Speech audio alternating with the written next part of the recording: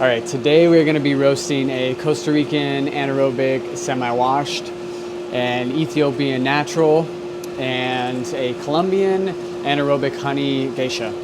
I would consider all three of these coffees on the spectrum of how difficult they are to roast. I would say these are some of the easier ones. They're profiles that I've dialed in. I've had some of them for a few months. Even the anaerobic honey geisha I've had for about 6 months now.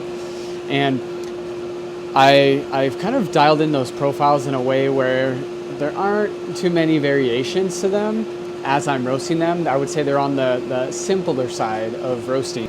When you have coffee from washing stations that are relatively large, and although there is a very high standard at this processing station, there are chances of finding, I would say, foreign objects in there, or just coffee that is not necessarily ripened 100%, whether it's over-ripened or under-ripe, and they're all hand-picked. So if you're roasting and you see some oddly colored, potentially dried up cherries inside of your bags, don't be too alarmed. If there's a lot of them, that would immediately decategorize it from, or uncategorize it from specialty coffee. But if you find maybe one of them, maybe 2, 3 of them inside of your bags, don't be alarmed, just take them out. Once again, these are being hand-picked, hand-processed, so most of the time they're laying them out on drying beds and they're hand-turning them, whether they have rakes on them or they are just turning them with their hands, right?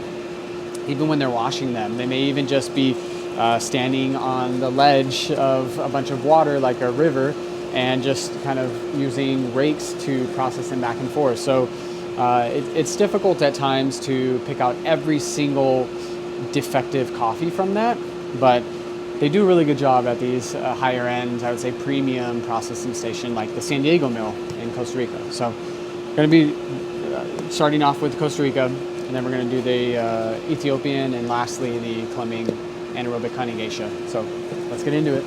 This coffee starts at a higher heat temperature, so we're going to start it at about 5.5, and it requires a lot more heat earlier on in the roast. The beans are pretty dense, so they require a little bit more heat, and we crank it up to the highest heat level a lot earlier on. So we're going to throw it in.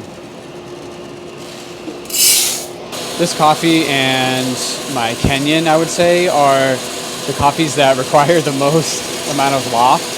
If this was the face of a clock, I would say we're about at 10:30 or so right now, whereas most of them are around 9:30 or 10. So it requires a lot more loft because they're very heavy beans. So I said that pretty much all three of these coffees are the easier, I would say on the easier side of roast. Mainly because when you build a profile when you're roasting a coffee, especially for someone like me who manually roasts all of the roast, and I don't press a button and just leave it like a lot of commercial roasters will do. I don't have to make very many variations to my roasting heat level, loft. I have everything tracked, and I pretty much follow the graph that I have, and so it makes the roasting process, number one, simpler, but also it makes it consistent. So consistency is super important in coffee. As you're releasing a specific roast level, as you like that specific roast level, every roast afterward that you sell, you want it to have the exact same flavor profile. And if you're constantly having to adjust the knobs a bit, even just very slightly, if you have to add an additional 15 or 30 seconds to a roast, that will actually change the flavor profile that you're getting from that roast. And us roasters want to minimize the amount of change that we have between each roast. So we're 3 minutes in, almost 3 minutes and 30 seconds in, and looking at the previous roasts, we are pretty much on track with all of them. So, like I said, this is a very simple coffee to roast. Actually, simple is probably the wrong word to use because it was actually a really difficult profile to build early on because number one, I didn't realize how dense these coffee beans are, like how heavy they are, and also how much heat they're required in the early portion of the roast. Most of my roasts are going to be a lower temperature in the beginning and, you know, drastically increasing that heat around, you know, 5 to 6 minutes in, getting to a point where at the heat level we want to end it at. With this one, we're getting a higher temperature earlier on, so we're already at roast air temp 426, and we've been around here for about a minute or so, but usually we don't get to this air level until approximately 5 minutes in, 5 to 6 minutes in, and that's when we're jumping up to maybe 490, 495 or so. And for the first roast that I did of this coffee, it was off. It was an uneven roast. It tasted great. It maintained a lot of the notes that I got from the samples when I had sampled this originally, but it had a little bit of a flatter taste at the end. So as I was swallowing, I was getting a bit of a flat taste, whereas I wanted the flavor profile to remain from the beginning to the end of it, and it just wasn't. So I figured, and it was a really long roast. I think it went 13 and a half minutes or so, almost 14. And I've gotten this down to under 12 minutes, which is ideally what we're looking for here. So we made our final heat adjustment now. We're at 8.25. We're jumping up to about 495 or so. And once it jumps up to around 490, we want to maintain that. We want to keep it around between 400 and 500 on the roast air temp. And let's look at the color. Yeah, this coffee has an interesting hue to it as it's roasting. It's a little bit yellow, but I would say closer to a tan, brownish color, even through the yellowing phase. So yellowing, some coffees during yellow phase are extremely yellow. If you think of the most standard color of yellow, they'll look like that. This one always has I would say a tan hue to it, a little bit of a browner hue. And a lot of that has to do with the anaerobic process. So even on the green beans, so the unroasted coffee, it's already having a little bit of some of those brown hues to it. And you can also notice some of the, it's as if it was a honey processed coffee. On honey coffees, you can still see some of the mucilage attached to it or the outer layer around the coffee bean. But on this one, it's an anaerobic semi-wash, so they do send it through a washed process, and it still maintains a little bit of that darker brown color. You hear a couple of the random cracks, and what's funny is around 360 degrees internal bean temperature, that's when I've heard those cracks previously. Just random cracks. I think it happens to maybe 2 or 3 beans, and then it stops until we get to first crack. And first crack is about to begin. Almost after 11 minutes, and it's beginning. And this one's gonna stay in first crack for about 35 seconds.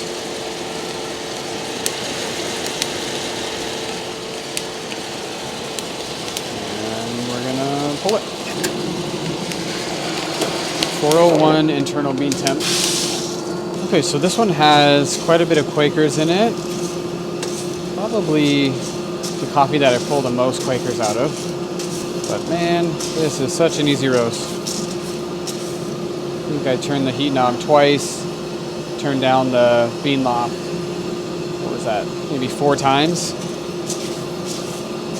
Such a simple roast. I wish every roast was like this. All right, so the Costa Rican finished at 11 minutes and 33 seconds with a 12.9% weight loss, which was exactly what we're looking for. Our roasts have been between 12.85 and 13.1%. So we're right in the middle of that. It's exactly what we're looking for.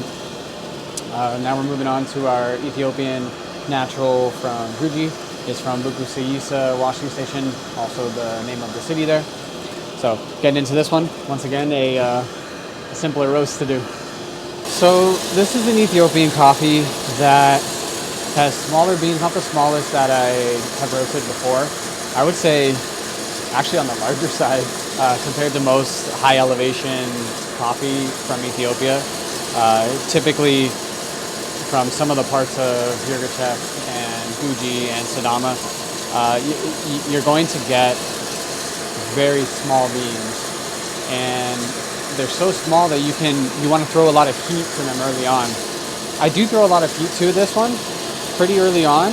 I still kind of slow roast it to my style that I like, but with a little bit more heat earlier on compared to other Central and South American coffees that I roast. Those ones I will do a lot lower heat to about yellowing and then crank up the heat to the highest. This one I'm gradually increasing it a little bit earlier on. So not as much as the Costa Rican that we just did. That one's just high heat within the first few minutes, and then kind of let it stay at that high heat for the rest of the roast. This one, so we're at 406 roast air temp, and we're about 3 minutes in. But since these are smaller beans, they don't need to cook the inside of the bean as much, and they don't take as long to slow roast, so we can throw the hotter heat earlier on. So you'll typically hear from other roasters, especially if you're a home roaster and you're trying to pick up on what's the best way to roast coffee, especially Ethiopians, you'll hear from a lot of roasters, they'll say high heat early on, then gradually decrease as you're going throughout the roast. As you get to about yellowing, then start to decrease a little bit. We're generally going to follow that same practice here. I think it's actually kind of cool. An underrated thing about watching a coffee roast is all the chaff flying off. Some coffee beans, they fall off towards the end. Some barely even come off. And some come off at the very beginning, very early on. So we were at 3 minutes and 30 seconds in. Now we're at 4 minutes. And lots of chaff is coming off here. And it's cool to watch. So because these roasts, and this roast is following it pretty much mirroring exactly what the last two roasts have done.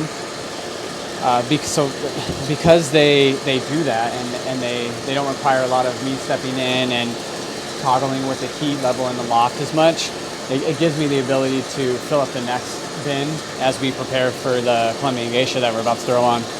But just finishing up one of our 2 bags of our Colombian anaerobic honey geisha. What does this look like? It looks like a turnip or something growing in the ground. The last one, I was hoping we would get through all of it, of this bag, but we have about a pound left, a pound and a half left in here. And we're 7 minutes in. We just hit roast temp 490, which is exactly what time we hit it on our previous 2 roasts. We want to maintain this, keep it below 500 for the rest of the roast. So as it starts to increase a little bit more, we're going to turn down the heat. End it at about 7.5 heat temp. We're at 8 right now. And everything's flowing perfectly. Easy roast. Color is looking good. We're 9.5 minutes in. First crack is going to be beginning within the next minute. Looks good. And then we're gradually decreasing the heat. We're at about 500 right now, roast air temp. We want to keep it right below that or around it for the remainder of the roast. Looks good. First crack is rolling, and we're about to pull it in 5 seconds. Here we go. 405 end temperature of the internal beans. Roast looks great. So this one we went 30 seconds into first crack. The Costa Rica we went 35 seconds in. This one should be around the same percentage weight loss as the Costa Rican. They're smaller beans. They lose a little bit more. I think this one averages around 13.1 and 13.25% weight loss. So we'll probably be around there. Another easy one. All right, last one going in is our Colombian anaerobic honey geisha. One that's been a staple on our menu for almost 6 months now. It's a really great coffee. Really glad we were able to pick up 2 bags of it. And I don't know, it's very tea-like. It's the most tea-like coffee that I have. Very green tea-esque, very floral. I just love roasting it. Just like the title of this video, I don't know why all coffees can't roast like this. It's a simple one to roast. We're gonna get it in. this Colombian geisha from Finca La Reserva, the producer is Juan Felipe. It's a coffee that follows my standard roasting profile, which is slower roasting. So we're going to keep it on a lower roast air temp around 400 for the first 4 to 5 minutes. And then we're going to increase it to the ending temp that we want to leave it at when we're completed. As I've said in many videos before, I think the yellowing phase is probably the most important phase, maybe tied with during the development when first crack is beginning. But I think that's when a lot of those really nice juiciness, kind of sweetness, sugars will really start to build up, is during the yellowing phase. And I want to drag that out as much as possible. So with this coffee, that's what I'm doing. We're dragging it out for yellowing phase for about 2 minutes or so. And most roasters will fly through yellowing phase in about a minute to a minute and a half. So we want to really drag that part out. But like I was saying, it's another roast that doesn't require a lot of my input because I've built up what I would say is a perfect profile for it. And I don't have to toggle the heat very much. I don't have to monitor it very much. It just kind of follows the same graph every time. And that's what you shoot for when you're building up the profile. So we're pretty much at the same phase that we were at in the Ethiopian when we saw a lot of chaff flying off. There is some chaff coming off, but not nearly as much as the Ethiopian. So just wanted to point out the differences of the coffee beans, coffee varieties. The processing method matters a lot. So this is an anaerobic honey process. The Ethiopian is a natural process. So not as much outer layer, the chaff is coming off compared to the Ethiopian. And at 3 minutes and 30 seconds, we cranked it up to 6.5 on the heat level. So a lot different than where we were at for the Costa Rica and the Ethiopian. So this one's going to stay in yellowing phase for a little bit longer. We're at roast air temp 428 right now. That's where we want to keep it for the remainder of 30 seconds or so. We've had it in this roast air temp for the last minute or so. And we want to keep it there for the remainder of yellowing phase, which will start to transition in about 20 seconds or so. And that's when we want to increase it to our hottest temperature, which will be heat level 8. And this one also does have a very traditional yellow hue to it as it's in yellow phase versus the Costa Rican, which was very dark color. So we are about 2 minutes away from first crack beginning, and we're completely in browning phase now. We'll be reaching development phase in about 2 minutes. And I just looked at the color. Looks great, smells great. We're tracking exactly like we did with our last 2 roasts. Just check the graphs there. And roast air temp just hit 490. This is when we're going to start turning down the heat level just a little bit to keep it around 490 or below 500. And so far so good. All right, first crack is about to begin right now. I'm going to pull it in a couple more seconds. Now, 400 bean temperature. Ooh, looks great. Yep, what a great roast. Another one. Another one. So, I don't get very many of these days where all my roasts are, I would say, on the simpler side of the profiles.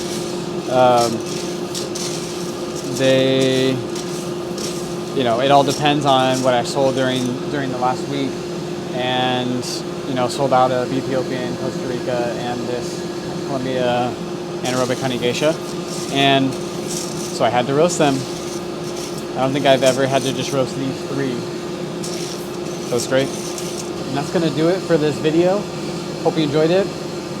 I really don't know why all of our roasts, or I wish that all of our roasts were as simple as these ones are, but hope you enjoyed watching. If you haven't already, consider subscribing, liking it, and posting a comment. If you have any suggestions on future videos, comment them below. And with that, I'll see you on the next one. Peace. Okay, wait. I had to come back on after I finished that to tell you how amazing this new Mandela. It's an anaerobic natural from CGLE.